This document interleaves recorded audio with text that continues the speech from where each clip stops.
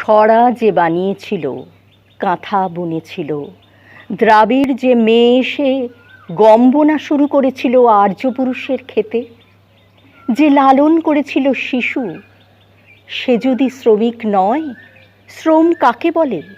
আপনি বলুন মার্কস, কে শ্রমিক, কে শ্রমিক নয়?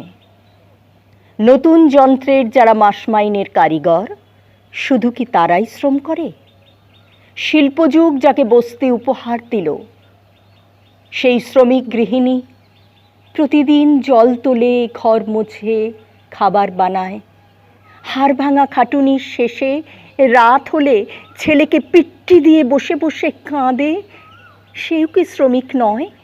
আপনি বলুন মার্কস, শ্রম কাকে বলে? গৃহশ্রমে মজুরি হয় না বলে মেয়েগুলি ঘরে বসে বিপ্লবীর ভাত রেঁধে দেবে, আর কমরেড যার হাতে কাস্তে হাতুড়ি? আপনাকে মানায় না এই অবিচার। কখনো বিপ্লব হলে পৃথিবী স্বর্গরাজ্য হবে। শ্রেণীহীন, রাষ্ট্রহীন আলো পৃথিবীর সেই দেশে। আপনি বলুন মার্কস, মেয়েরা কি শুধু বিপ্লবীর সেবাদাসী হবে?